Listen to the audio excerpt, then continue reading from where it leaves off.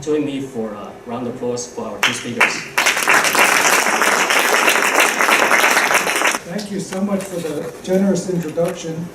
Really, we're here to kind of advertise and promote this exhibition that's going on in the Asian Art Museum starting tomorrow. And it'll be more interesting. I hope we want to give you the background that will allow you hopefully to appreciate the works that are on view. So we're not going to talk too much about the collaborations initially. We're going to, I think, I'll talk a little bit about myself and my background and my own work, and then Michael will do the same for his work, and then we probably will talk something about the collaborations if there's time. So, I love Chinese painting.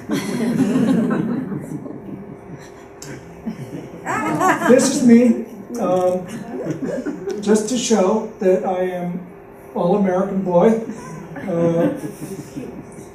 tennis-playing cowboy, and well, you get the idea. Grew up in New York City. In those days, not too familiar with Chinese culture, although my parents both came from China. My mother was half Scottish, half Chinese, born in China. They came to New York, opened a Chinese restaurant, but we grew up very much with the idea that, you know, we wanted to assimilate and didn't really think of ourselves so much as Asian at all. And that's, I think, with the way it was a lot with people in those days. And why am I starting with Chang Cheng here? Because when I was 9 years old, this is a story I've told before, so some of you will be bored, but I think it's a story that I always like to relate because it's so important. When I was 9 years old, I saw an exhibition at a gallery in New York called Herschel Adler, which was a contemporary art gallery, modern art gallery, not known specifically at all for showing Chinese art. But for whatever reason, there was this one-man show of this artist named Chang Cheng, and I was this 9-year-old kid. My father took me there to see it. I hadn't really had any exposure to Chinese art, and I was just blown away. I always liked to draw and paint and scribble with crayons and this and that, but I'd never really seen high-quality Chinese painting. And here, this was a period when he was working in the splashed colors and splashed ink, po mo, po cai, and these large, very dramatic lotus paintings and so on and so forth. And I saw this stuff, and it just really was life-changing. It's one of those things that, you know, in looking back at it, you realize how important it was. And naturally, it also had to do with identity issues, the fact also that my parents owned a Chinese restaurant. My father was never home. He was always working, you know, typical immigrant kind of story. And this was the one event that he actually participated in, took me to see something, you know, just the two of us. And that stayed with me, that aspect of it. And also the idea that, you know, there was this Chinese artist who was actually doing some very moving work. So when I was in 6th grade, I actually had this was in New York City public school, and in those days, thank goodness, they still had an interest in promoting art and culture, which, you know, now is a big problem. And my teacher at the time, 6th grade teacher, Mr. Heinemann, every year would choose either music or art, and have each student pick an artist and write a little paper about that artist. You know, the usual suspects, Van Gogh and Rembrandt. We had a list of artists to choose from, and then another Picasso, whatever. Another student would do a drawing with oil pastels of that artist, and then he would put them together in a little book. And I noticed that the list was composed entirely of white males, with the exception of Mary Cassatt, who was the only female artist on the list. And so this was, you know, as a 12-year-old, this was like kind of a epiphany about you know, just things that didn't seem quite right. And then I thought back to this exhibition that I'd seen with my father of this Chinese artist. And so on my own volition, I decided that I would do a research paper, well, you know, to the extent you can do a research paper at 11 years old without the internet, and about a Chinese artist in English. But, you know, I did my best, and I also drew the portrait. So Zhang Daqian then became kind of my entryway into the world of Chinese art, and in a more meaningful way, my entryway into the whole culture of China and the whole issue of Chinese identity. And so I'm very grateful to Zhang Daqian for that. Now, in that exhibition, one of the paintings that was included in that Herschel Adler show was this giant lotus painting that Zhang Daqian had done that was owned by Reader's Digest. And, you know, oddly, who would have thought that many years later, when I became the head of Chinese paintings at Sotheby's, I would actually sell this painting at Sotheby's for a world record price at the time of an enormous amount of $77,000, which now this painting would be 20 million, maybe. Won't count some more. And it's another late work of Zhang Daqian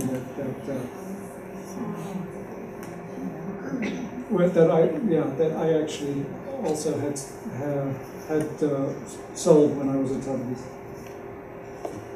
So, in 1971, so how old was I? 50? What else? Teenager. I did this little painting, which is sort of looks like a Chinese painting, but it's not really a Chinese painting. It's with black and gray watercolor on watercolor paper, based on a photograph that my father had taken when he was a kid in China, that my mother had collected or had kept, and unfortunately that photo's now gone. But this was interesting because my father apparently, when he was a young man, enjoyed photography and was pretty good at it and won some awards or something. But because he wasn't, you know, he was still, you know, living in China, and because he wasn't doing well in his studies, like a good Chinese parent, his father said, "Well, you can't waste your time doing this artsy stuff. You've got to, you know, study something." And so he never took another photograph, basically. So I think it was meaningful to me just to make that connection with my dad, who didn't have a chance to explore his artistic impulses. So, went to high school, Bronx High School of Science, which may explain everything. I had to, in those days, we had to take an exam to get into the specialized high school in New York City. And there were 5 or 6 different high schools you could apply for. I applied for both music and art and Bronx Science, got into both, decided to go to Bronx Science because it was a better school, and this is the result. I think if I had gone to music and art, I would probably be a physicist or something useful. Anyway, I asked my father to find me a teacher, and he found this guy, a guy named Wang Jiyuan, who was this little old man who had a studio across the street from our apartment on East 72nd Street. And his claim to fame at that time, all we knew was that he was a friend of Zhang Daqian, my hero, and had exhibitions with Zhang Daqian. So my father found him and signed me up to take some classes, and I thought I would be doing, you know, Chinese painting, having not real clear idea of what Chinese painting was about. But because I was of Chinese heritage, Mr. Wang insisted that I start with shufa, with calligraphy, despite the fact that I didn't know any Chinese. But so we started doing calligraphy, and you know, Mr. Wang was this old guy just trying to eke out a living, writing these little books for you know, beginners on Oriental brushwork and Oriental calligraphy and so forth. And he started me with calligraphy, and I copied all kinds of scripts, even seal script and all this. Now, bear in mind that I didn't know how to speak a word of Chinese, so I was just copying these characters, and I really got into it. And so I'm one of these strange people who actually learned to write before I learned to speak or read. But I used to practice and practice and practice. I practiced for 5 hours a day sometimes. And it turns out this guy Wang Qiyuan, in his time was quite a big deal. Looking back now, people like Shen Kuiyi are doing studies of these early artists of the 1930s and 40s, and in his day he was considered really avant-garde artist. And in those days that meant studying learning from the West. So his goal was to kind of create a synthesis of Chinese and Western art. And his basic attitude was that Chinese art had gotten literati painting had gotten too esoteric and too elitist and too far from reality, and it needed a kick in the pants, and the way to do it was to learn from the West. But in 1943, he actually put together an exhibition of modern Chinese paintings at the Metropolitan Museum of Art, which included a number of his own works, and artists like Qi Baishi and Xu Beihong and Fu Baoshi and Zhang Daqian. So he was somebody. But by the time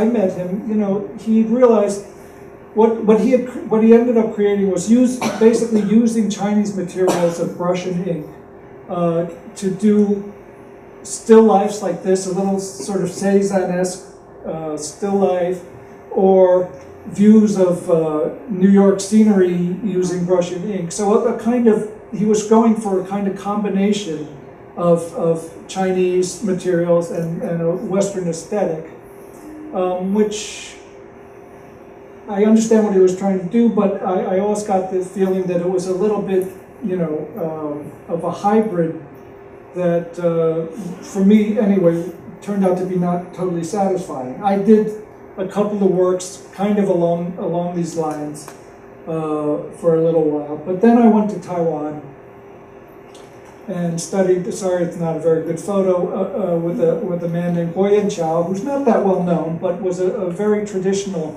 landscape painter who basically his work followed the orthodox masters of the Qing, the Four Wangs, and so forth, and it was a good way to get exposure to a very kind of traditional point of view and a traditional background in landscape painting. And here's a couple of the works that I did at that time, copies of his paintings. So, just going through this, then I had the great opportunity in going to graduate school to study with the late James Cahill. And there I got a strong foundation and background in Chinese art history, history of painting. And through James Cahill, I got an MA degree from Berkeley, actually in Asian studies, but with a strong emphasis in Chinese art, Asian art. And through Cahill, I met C.C. Wang, my other teacher, and I guess you can figure out who's who. And of course, I think everybody knows who C.C. Wang was, a great collector, connoisseur, and I think greatly underrated creative artist himself. And so rather than entering the PhD program in art history at Berkeley, which was my original intention, after meeting C.C. Wang here in California, he actually taught a couple of classes at the Chinese Culture Center in San Francisco, the one on where it used to be the Hilton. I just kind of fell in love with this guy because the way he was teaching was it really clicked for me, because he wasn't just talking about theory. He was a practicing artist, and he discussed Chinese painting from the inside out. At the same time that I studied with Cahill, one of my classmates was a young lady named Zhang Xinsheng, who's the lady standing behind Zhang Daqian. And she was actually Zhang Daqian's youngest daughter and was a Cahill student. at the same time I was there, and through her I got to meet him just a little bit before he died. So I was very lucky to get a chance to meet him in Taiwan. Now, just for another kind of coincidence, not really coincidence, but one of the seminars that I took from James Cahill was about Wen Zhengming and his circle of friends, and one of the paintings that we studied a lot was this called Living Aloft, which is now in the Metropolitan Museum. I don't know if they own it or not, but Promise Gift? Yes. Okay. And this was one of the paintings we studied in Cahill's seminar, and it turns out also to be a painting that was sold at Sotheby's in 1979, which was the first year that I started in Sotheby's. I'm not going to talk too much about Sotheby's, but that was also a very important part of my background, seeing lots and lots of paintings, and also learning about relative value and relative quality, and learning that the market is not the be-all and all. But from C.C. Wang, I learned something different. I learned really about the subtlety of Chinese brushwork. When he gave this class in the San Francisco Chinese Cultural Center, unlike Cahill, who would show a slide like this, and we would talk about it, and we talked about the historical context, and we would analyze the compositional structure and explain how it, all this was very helpful. C.C. Wang's class, he also showed slides, but he only showed details. He never showed the overall image, because to him the important thing was the actual feel of the textures and the way that the brushwork, the ink interacted with the paper, and how the lines were drawn, and this kind of very subtle thing. It's very interesting, because it's not that he didn't look at composition, but that wasn't really what turned him on about Chinese painting. And so I think having studied with both of them really gave me a sense of different ways of looking at Chinese painting, both of which are valid but tell you different things. And with C.C. Wang, I had the great opportunity to not only look at his collection, but to actually study it at first hand and copy the original masterpieces. And he had works by virtually, every important artist from the Song Yuan, Ming, and Qing periods. So here's one of my copies of one leaf of a Dongqi Chang album. The one on the right is Dongqi Chang, the one on the left is my copy. And these were, I went to his studio and at least 2 full days a week, and just copied paintings and talked to him about it. And it was, really old-fashioned kind of way to learn traditional Chinese ink painting. And now I'm just going to briefly just show you some of my pieces, and you can see the overall development. I'm not going to talk too much. I always do landscapes, and gradually in the very let's say traditional way, mastering the brushwork and the compositional structures, and gradually developing your own interpretation of the old masters and coming up with a personal style.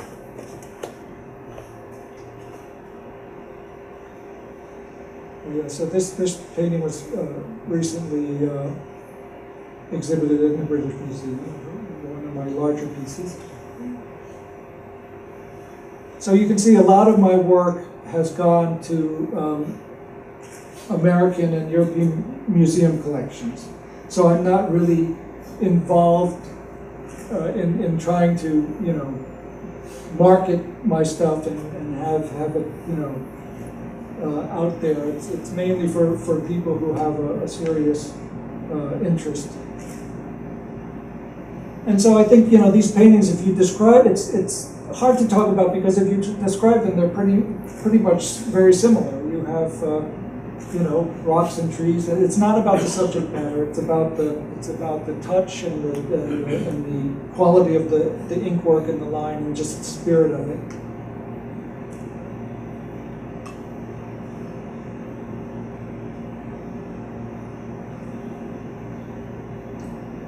proper.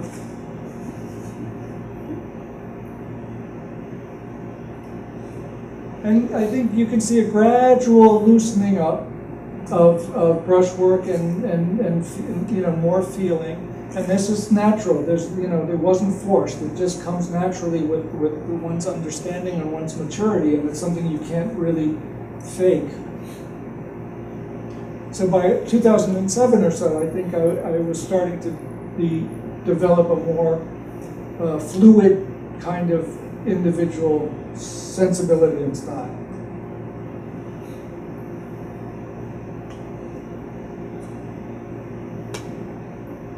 And a lot of these works you really don't understand till you look at them closely and you see the details. So I'm going to just run through a few details so you get the sense of what I'm talking about. It's really not the overall image. I'm not painting a picture of a certain place. It's just playing with these landscape conventions and creating my own world that is made up of brush and ink. And once you see them big, you realize that they're more almost semi-abstract. And it's at this level, which we'll talk about later, that when I, and about this time, when I actually met Michael Cherney, and we actually met for the first time the first two times in China, the more important one in 2007, when we were both invited to participate in an exhibition, a biennial in Chengdu, which actually Britta Erickson was one of the curators, Shen Hui was another one of the curators, and we saw each other's work and kind of responded to each other for some obvious reasons that we're both, Americans, but we're here being exhibited in China as Chinese artists.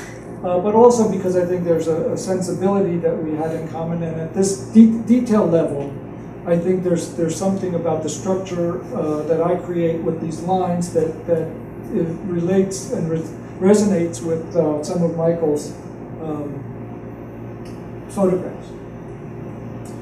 And here I just want to show some of my works next to some old master works, Nizam here on the right, and not to say that, not to make a comparison, except to say that that I'm not copying anybody, but I feel that there is some kind of a often there's a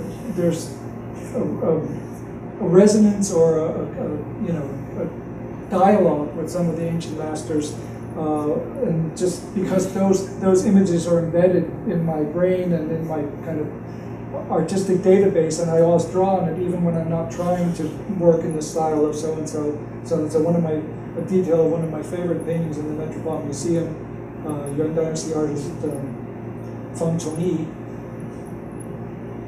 Wang Yuanqi, which is one of the more obvious influences in my work. Another Wang Yuanqi, Wu Bin, Ming Master. And then we come to 2008, and I was invited to be one of 10 artists invited to participate in a show at the Boston Museum of Fine Arts called Fresh Ink, 10 takes on Chinese tradition. Is that right? Curator is one of the curators is here. And the theory behind the show was the 10 Chinese artists were selected to do a new work that was somehow in response to a work in the permanent collection of the museum. And I think Cheng Hao, who was the curator of the exhibition, assumed that we would pick a Chinese painting like a Song Dynasty painting and then kind of do a new version of it or some kind of response to it. But not all of the artists did that. Some did.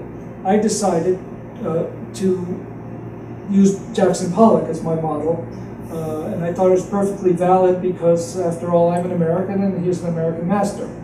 And so I looked on the website for the Museum of Fine Arts Boston, and they own two Jackson Pollock works. One is an early vertical work, which I didn't find that interesting, and then the second one is this called Number 10, which is a horizontal work. And as soon as I saw it, I said, that's a hand scroll. So I went up there, and it was on view, and I studied this painting in the museum and decided to do a Chinese painting that responded to Jackson Pollock. And I won't go too far into it. Some of it's obvious, some of it's less obvious. The one thing I didn't want to do was do an inky Pollock. I wanted to do a real Chinese painting that somehow captured the energy and the movement and the sense of personal expression that the Pollock expressed. But I did kind of follow the compositional thrust, and I did actually 3 works, 2 long hand scrolls, and actually the first one was this. In addition to 2 long hand scrolls, this is something that was meant to be a preparatory study, which I called Reorienting Pollock. And here, actually, this is one painting turned upside down. So it's the same. It's all one painting, but you can look at it this way up or that way up, because I was thinking about how Jackson Pollock he worked on the floor and he walked around it and he's dripped the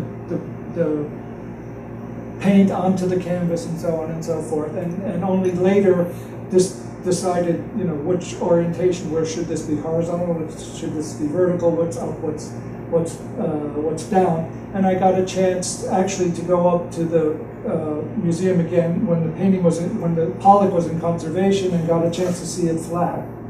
And it was very interesting. It looked very different that way. And in fact, one thing that was great about the Fresh Ink show was they showed the original work we were working from, alongside the new contemporary response, and they allowed us to show the Pollock flat, which I thought was very nice.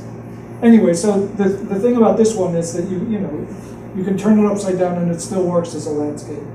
But I found that to be a little bit gimmicky, so I continued and actually did 2 longer hand scrolls that didn't just rely on that as I didn't want people to think, you can turn it upside down and that's all there is to it. But later on, post Fresh Ink, I started to explore the idea of paintings that don't have a clear orientation, that don't have a clear up and down, left and right.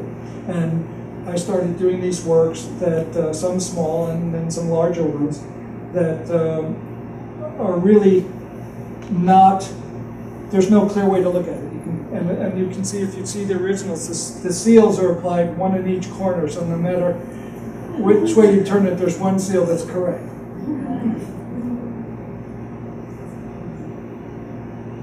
So I played with this, oops, the 2 fell. I played with this idea, I'm still playing with this idea. And you'll see a couple of these on view in the Asian Art Exhibition. The one on the left is in that show, and I think both of these are in that show. Well, that one is not in. So I've been playing with that quite a bit recently. And these, I think, have really opened up a new world, because you can look at them as completely abstract, but they still, to my mind, you can still look at them completely as Chinese landscape painting, and you can even talk about them using the same vocabulary that we talk about Kunshan or Dongqi Chang about. It's not about natural scenery, it's about qiyun, and it's about natural textures, and there's no single point perspective, and no matter, this kind of thing, it still works.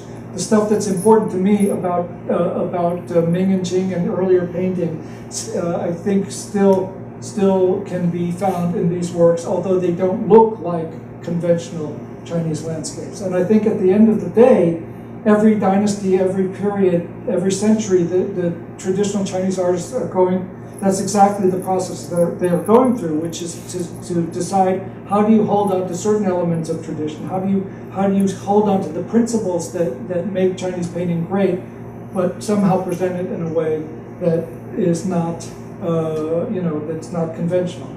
So you see these same two paintings can be looked at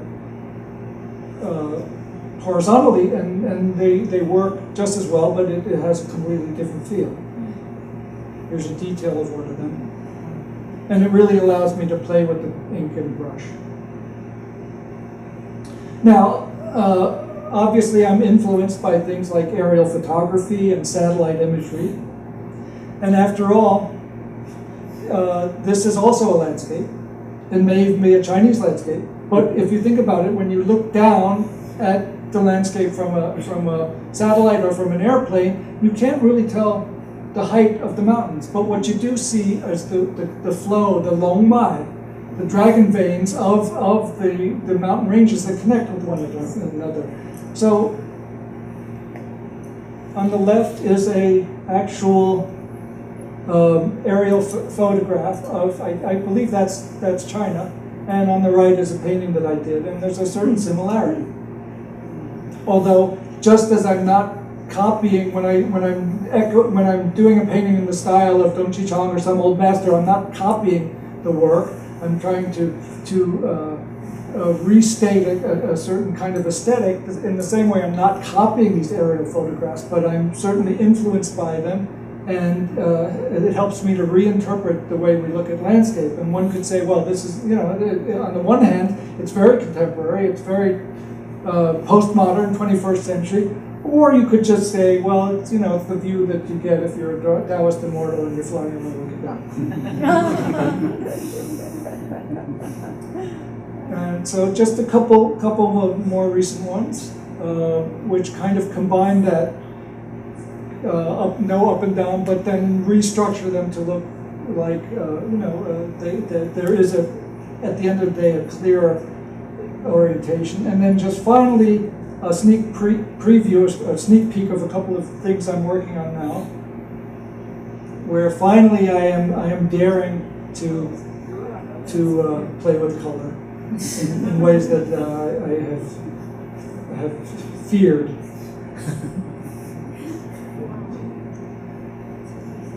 And now, Choma.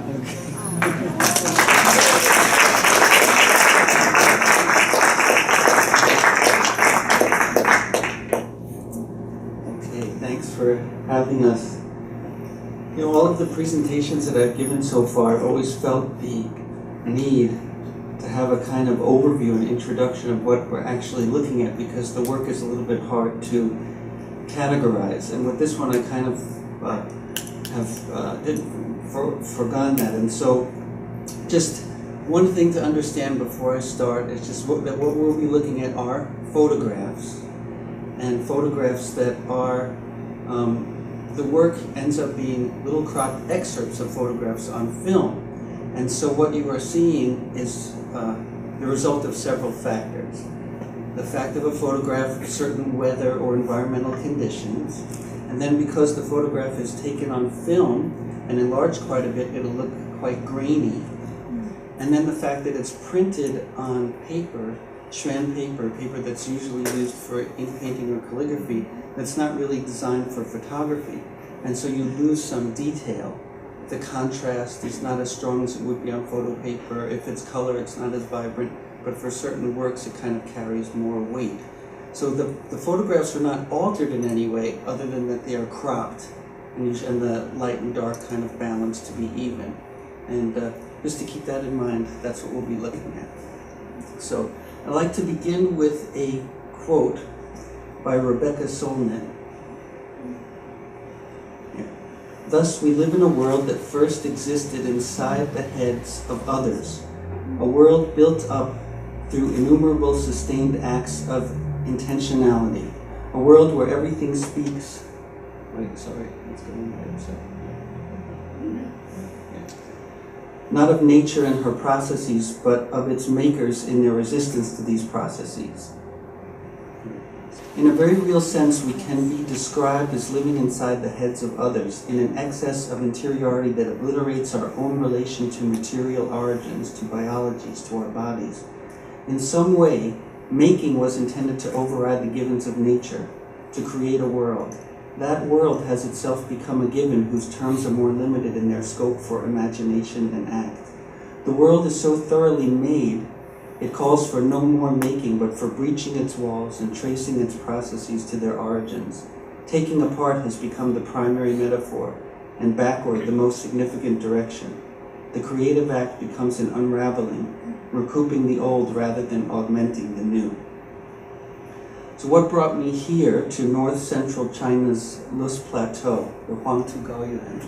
The dramatic landforms found here almost feel as if they are painted elements straining to become realized in physical form.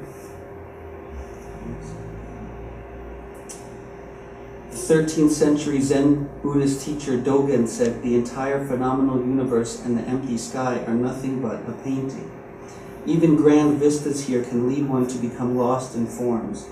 The excited reaction that Arnold and ink painter friends had upon experiencing the unexpected yet of course natural ways in which the landscape elements behave here led me to try to have the photography serve in part as a guide, as inspiration for painters. Here at the top is a classical painting, possibly by Sima Huai, with my photograph below, and thus the focus turned from wider views to more elemental forms. This is Sima Huai again.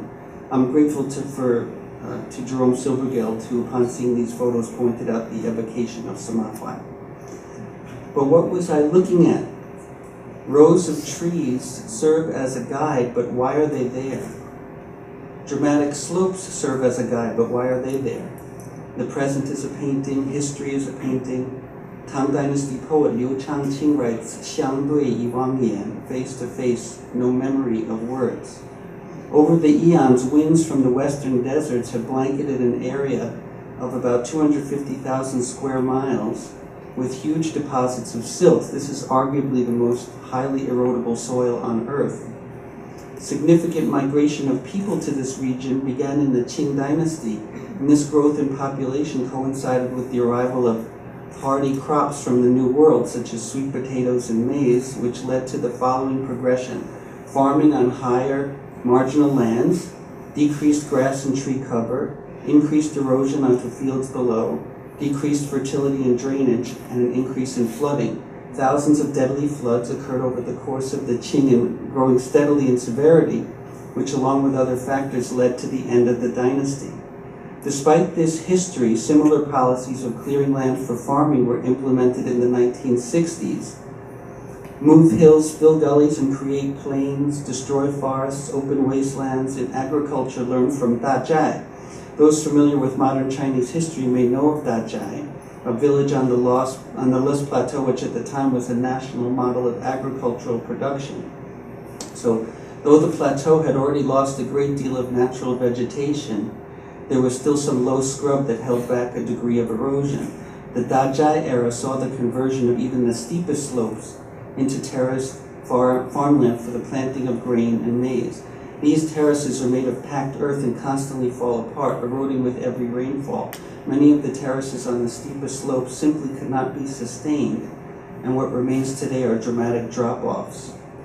Emperor Yu, the tamer of China's floods, who lived over 3,000 years ago, said, "To protect your rivers, protect your mountains." The late 1970s saw the beginning of a multi-generational plan to halt deforestation through the planting of grass and trees. However, it is hard to find success in such harsh conditions.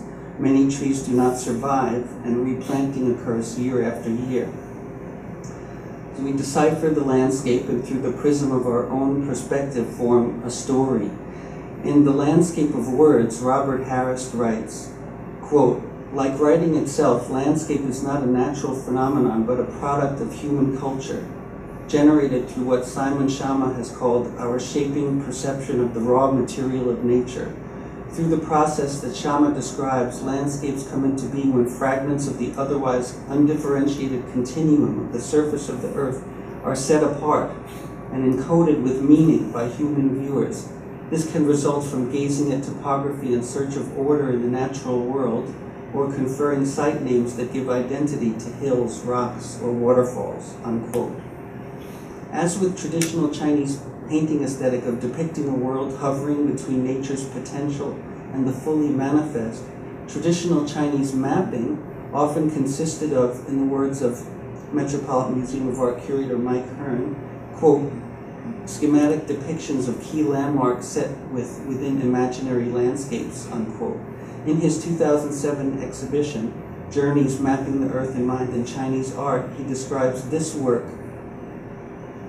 a monumental pictorial map of the Yellow River commissioned during the Kangxi reign reveals the continuing influence of traditional panoramic landscape painting on Chinese cartography. No attempt was made to create a uniform scale or show measurable distances, which were customarily recorded in textual references.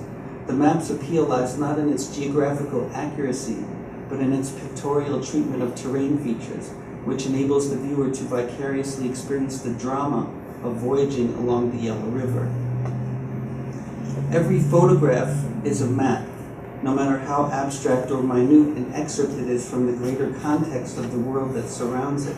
It is a location in space and in time. Here we are looking at the Tuotuo River, the source of China's longest river, the Yangtze, in western Qinghai province. This image is the geographical starting point of a journey that I took photographing the Yangtze over the course of 3 years, resulting in a series of works that share a common name with many traditional paintings of the river, 10,000 Li of the Yangtze River. Confronting such a vast subject allowed for deep exploration of the interplay between Gongbi, what the eye sees, and Qiei, what the heart sees, between the tangible and the obscure. But there are ways to connect with tradition beyond the purely visual. In her book, Transformative Journeys, Travel and Culture in Song China, Cong Ellen Zhang describes, quote, extensive trips to different parts of the country as a mode of gaining knowledge, a way to concretely connect with the country's cultural and historical legacies. By making cultural pilgrimages, one would be paying homage to famous sites and earlier visitors. The fascination with these places and the records left behind, as well as the traveler's own legacy, produced both geographic knowledge and cultural memory for later travelers. Being well-versed in the lore of the places allowed one to more greatly enjoy and participate in their cultural memory, unquote.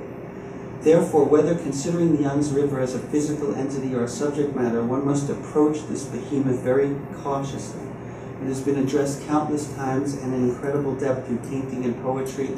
It has had an incalculable effect on the course of civilization and culture in the region, and critical issues of our time ripple along its turbulent waters, from glacial melting to hydroelectricity, to the dredging industry, to the disappearance of animal species, to the hundreds of millions of people that live within its sphere.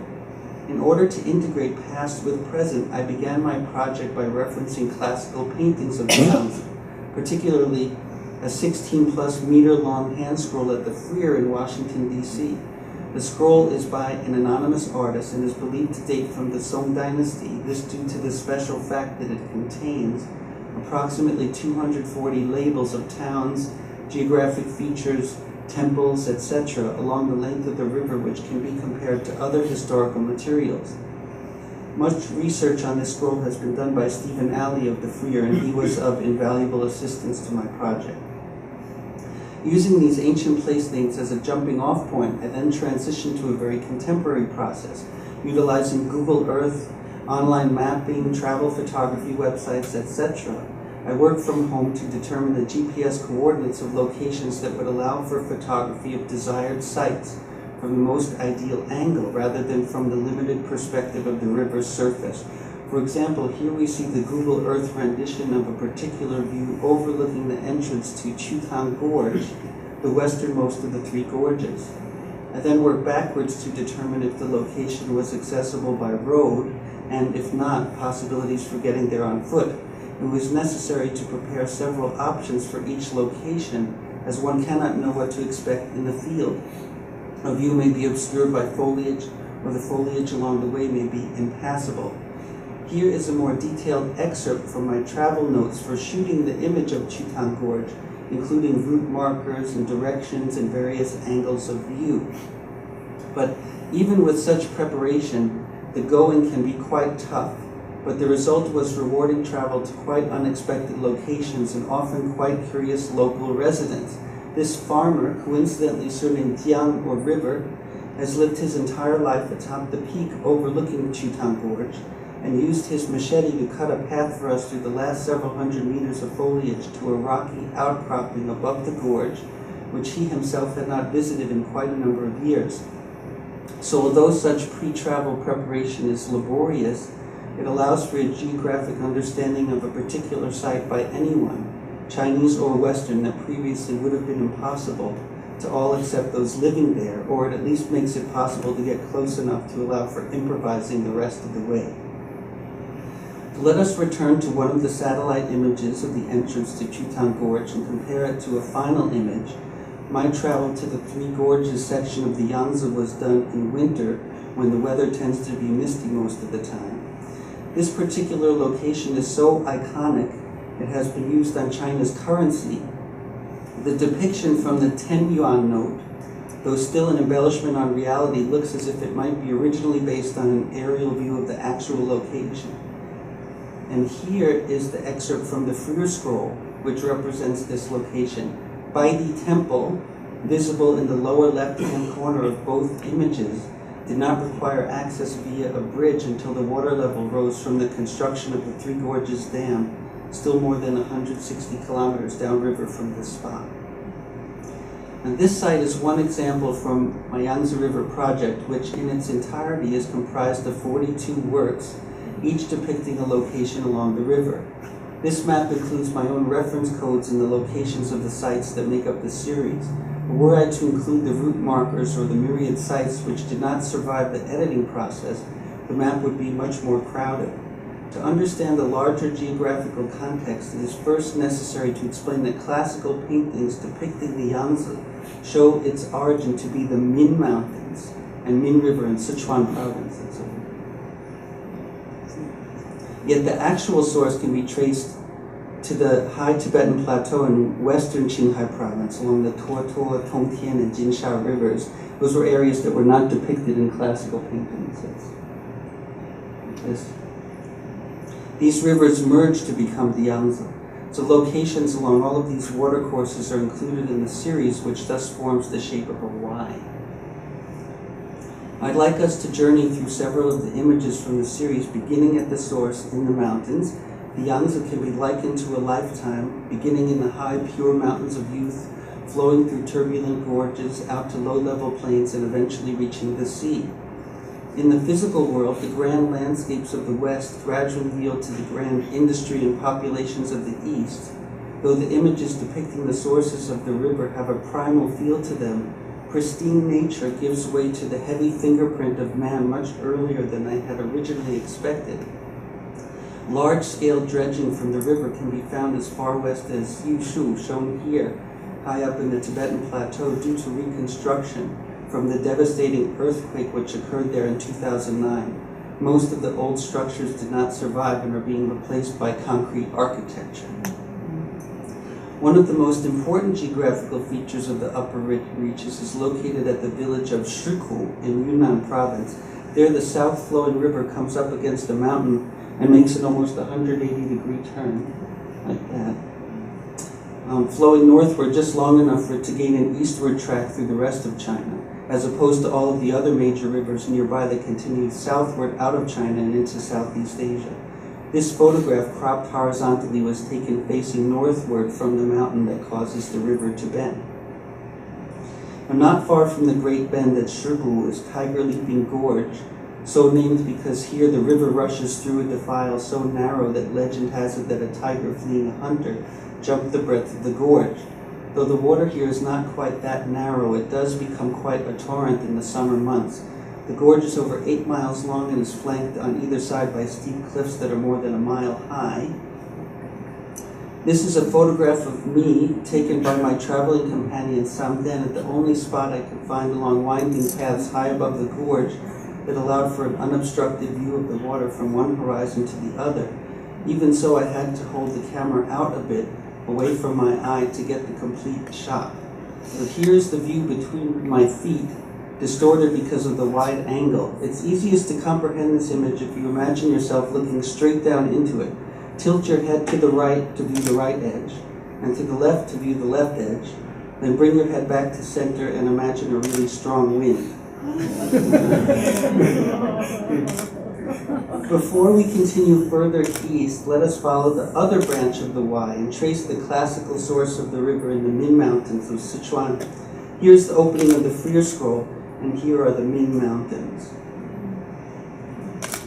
The first population center labeled on the Freer Scroll is Wenchuan, which was completely rebuilt after the massive earthquake that happened there in 2008. We are looking at a new reincarnation of an ancient place. As was mentioned earlier in regards to traditional Chinese paintings and maps, sites and labels that are adjacent to each other on a drawn or painted map may in actuality have great physical distances between them in the real world. Conversely, the view covered by this one photograph of Qingcheng Mountain and its surroundings contains all 9 locations labeled on this excerpt from the Freer Scroll. The importance or cultural memory of certain locations traditionally warranted increased attention. Now, one of the most iconic sites along the Min River facing the confluence of the Min, Dadu, and Qingyi rivers is the giant Buddha of Leshan, the largest stone Buddha and the largest pre-modern statue in the world.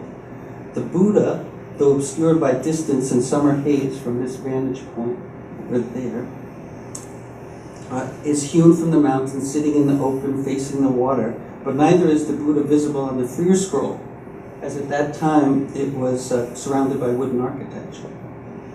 I'd first like to focus on the buildings at far right, downtown Leshan, where tall buildings are a recent addition to the landscape, and see them together with a certain style of mountains from the Freer Scroll. And then continue the comparison by briefly jumping ahead geographically to the city of Chongqing. But jumping ahead again to the city of Jiujiang, when it comes to photographing actual mountains, in some cases a mountain such as Lushan, shown here, has accumulated so much cultural memory that it cannot but have a dominating presence in a painting. And compare this, however, with the constraints of reality. So Lushan is right there in the distance. These two images are depicting the exact same place, but sometimes photographers simply cannot compete. Now, returning to Leshan, here's a detail of the middle section of the image, including windswept trees on a narrow island, and the far left section. Looking past the turbulent waters of the confluence to the distant mountains, were you to be standing at the pagoda atop the peak, you would be looking straight down at the giant Buddha. So let us cross the river and transition to that view. We are now seeing the river from the same vantage as the Buddha, looking towards Leshan and the narrow island seen earlier.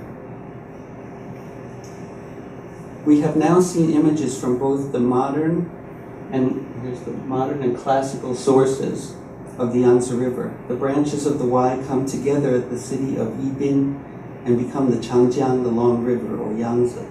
Here is the confluence as shown on the Freer Scroll. Because this waterway that leads to the modern source was not followed in this or other classical paintings, it was just shown as another tributary flowing into the Yangtze. Along the river heading towards the city of Chongqing, this site will soon be home to a large new dam, which environmentalists argue will be very damaging to the river's biodiversity. The project was initiated by former Chongqing Communist Party chief Bo Xilai, and despite the news-grabbing circumstances that ended his involvement in 2012, the project continues uninterrupted. Though only minimal economic returns are predicted, there is no precedent for dam projects to be scrapped once their preliminary work, which requires large upfront investment, begins. Now here we see Chongqing along with how it appears in the Freer Scroll.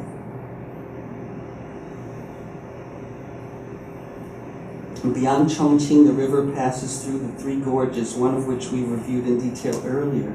This is the entrance to the easternmost gorge, Shilin Gorge.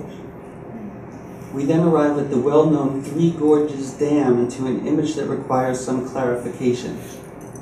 I like to consider my photography to be relatively objective, depicting an unaltered excerpt of the world and allowing the viewer to read the image in the way most appropriate to her or him. But I found the 3 Gorges Dam to be so aesthetically unappealing that I decided to photograph it at night and then use the negative of the image so that the light running along the dam and nearby roads appear as ink dots. This was a way, in my opinion, of bringing a modicum of subtlety to what has become such a disproportionately dominant feature along a very long and storied river. Now, the confluence of the Yangtze River and Dongting Lake at the city of Yueyang is a subject that I photographed for an earlier project, 8 Views of the Xiaoxiang, but that piece depicted more recognizable traditional landmarks. This image was taken from the bank of the river opposite the city with faint traces of the city in the background. The spot where I was standing was quite difficult to reach, as it is a wide expanse of grasses and reeds. But what we're looking at is a normal early morning on this stretch of water. These are dredging boats that can be found throughout China's navigable waterways, transporting vast quantities of sand for the construction of roads, bridges, buildings, etc. Those who have seen my earlier works know dredging to be an inescapable theme when photographing China's present-day lakes and rivers. The boats that are riding low in the water are filled with sand or other mine materials. The boats that are riding high are on their way to be filled. There is a steady and massive flow of such boats passing by this spot, 24 hours a day, 7 days a week. Mountainous boats laden with earth as islands flowing through water. We have seen that hiking was often necessary in order to gain a high vantage to photograph the river for this project. And over the course of the journey, I borrowed ladders from farmers in order to be able to see above the tree line. We climbed water towers and electric poles, some then often helped by holding tree branches away from the film frame. The farther east along the river, the ground becomes flatter with less geographic features available to gain height, so it was necessary to utilize tall buildings. This image of the city of Wuhan, Edward's hometown, was taken from the Holiday Inn club floor, which was definitely the most comfortable photo experience of the entire project. Now, a small town on the figure scroll is labeled with the name Fuchi. When I researched the lay of the land, Google Earth showed what you see above, a few low mountains with the distant town on the opposite bank, the only place that would afford a vantage of Fuchi. But when I got there, the mountains were either gone or close to being gone. Limestone was being mined and cooked for the creation of cement, which was then being loaded onto barges for transport. Thousands of workers were involved, and with my planned vantage point no longer in existence, I climbed an adjacent mountain further inland, which was half gone, like the mountain at far right there. Here is Samden's photo of me taking the shots from as close to the edge as I could get. Nearby workers said that this vantage point would be gone in a matter of days. They explained that when they were done mining here, the entire works would be packed up and they would shift the operation further upriver. Please keep in mind that we are about 500 miles inland from the ocean, so the Yangtze, along with its adjacent lakes and tributaries, have been mined and dredged east of this point. The poet Du Fu, in the spring of the year 757, wrote the famous line, 国破山河在, though the nation is broken, the mountains and rivers remain. In regards to China's environmental concerns, one might reverse the words, 国在山河破, though the nation remains, the mountains and rivers are broken. And to repeat the quote from Emperor Yu, to protect your rivers, protect your mountains. In Transformative Journeys, and Chang writes, the erasure of famous sites and artifacts, those rare physical bonds with the cultural heritage of the past, created a growing sense of anxiety over the ephemeral grasp of history and the place of individuals in it. The loss of physical structures and artifacts was accompanied by loss of knowledge about the past. One of the themes that James Cahill often referenced in regards to Southern Song painting is the concept of lateness, the lateness of the dynasty, of the hour, of missing home, of memory, of nostalgia. The bridge at left is under construction. Here's another bridge under construction. This is dredged sand. Now, quoting Aldo Leopold, it is a river who wields the brush, and it is the same river who, before I can bring my friends to view his work, erases it forever from human view. After that, it exists only in the mind's eye. Here we see a thunderstorm over the city of Nantong. Now what looks to be like a traditional Tory gate right there is actually a boat passing by a golf driving range. Now, as the thunderstorm around Nantong lifted, I arrived at another bridge that Google Earth had shown to be under construction, but that in actuality was already open to traffic. This is the second to last image in the series. We're looking south across the river, so the ocean is to our left, about 50 miles away. Looking at a detail of the right section, we see tower cranes in the distance. Here's the middle section and the left section. And this is the final image in the series, Hainan, the gateway to the ocean. A solitary barge laden with sand heads towards faint boats in the far distance that are gathered near a final sliver of land. Now, most of us are familiar with Plato's saying about the impossibility of stepping into the same river twice, the universe in a state of constant change like a burning fire. He was actually quoting Heraclitus, whose original text can be more closely translated as, "The river where you set your foot just now is gone, those waters giving way to this, now this." One final comment regarding the travel aspect of the Yangtze project.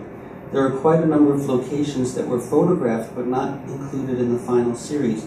I felt that some visual yun, or resonance, was necessary as a basic criteria for inclusion. Resonance as opposed to beauty, which can be a problematic term, particularly in regards to contemporary art.